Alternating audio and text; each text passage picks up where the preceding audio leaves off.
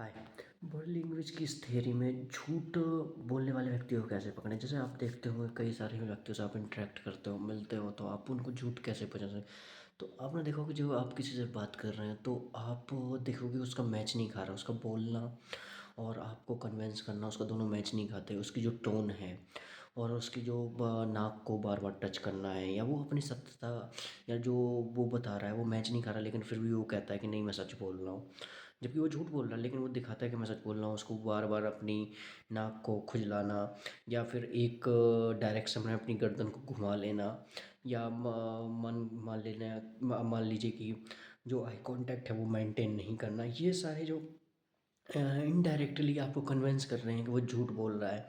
और उसकी जो वोकेबलरी है या जो शब्द यूज़ कर रहा है वो भी मतलब कि तोड़ कर आपके पास आ रहे हैं, मतलब प्रॉपर नहीं आ रहे हैं आपके पास, अटक अटक के आ रहे हैं। तो आप समझ सकते हो वो झूठ बोल रहा है। और अब देखोगे कि जो उसकी जो मतलब कि जो फिजिकली जो बाहरी दिखावट है और आंतरिक जो कहना चाह रहा है वो मेल नहीं खा रहा है।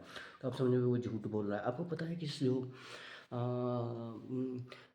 छल में और शारीरिक और फेशियल एक्सप्रेशन में ज़्यादा कुछ अंतर नहीं होता है या ज़्यादा इसमें कुछ डिफरेंट नहीं होता, या हम बता सकें किस तरीके से हम इन सबको पहचान सकते हैं। बस इसका जो समूह है उसको, और जो आप देखते हो कि माइक्रो जो एक्सप्रेशन है उनको डिटेल में बताया जाए या डिटेल में समझा जाए, तो ये एक संदर्भित होता है या डेडिकेटेड होता है कि मतलब कि आप किसी को कैसे पहचान सकते हो। आपको पता है कि जब थ्योरिकली आप किसी के डायरेक्ट इनडायरेक्ट कन्विंस करने का ट्राई करते हो तो आप समझते हो कि जो आप उसको कन्विंस कर रहे हो, लेकिन आप उसको कन्विंस कर रहे हो लेकिन आप उसके देखोगे कि आप उसको मतलब जिस थ्रू आप उसको कन्विंस कर रहे हो लेकिन वो हो नहीं पा रहा है, वो आपकी बात को टाल रहा है। तो आप समझ पाओगे कि जो आपको माइक्रो एक्सप्रेशन है वो दिखा देगा कि नहीं वो आपके आपसे कन्विंस नहीं है।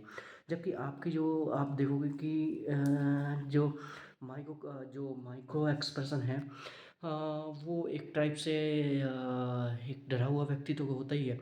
एक माइक्रो एक्सप्रेशन ऐसा भी होता है कि जब आपको बिना घबराहट में भी आपको माइक्रो एक्सप्रेशन जब कोई से ना आप डरे हुए हो ना कोई किसी की बातों का आपको मतलब कोई झिझक है, लेकिन फिर भी आप घबराहट की वजह से डर की वजह से या मतलब अपने ही कारण से तुम दुखी हो खुद से ही, वो भी माइक्रो एक्सप्रेशन है। माइक्रो एक्सप्रेशन जरूरी नहीं कि इनडायरेक्टली आए, डायरेक्ट आए, इनडायरेक्ट भी आ सकता है तुम्हारे थ्रू, दूसरे के थ्रू नहीं तुम्हारे थ्रू भी आ सकता है। तुम्हारे मतलब जो तुम्हारे इन पास्ट के जो लॉक फियर्स हैं उनके थ्रू आ सकता है, या फिर तुम्हारे जो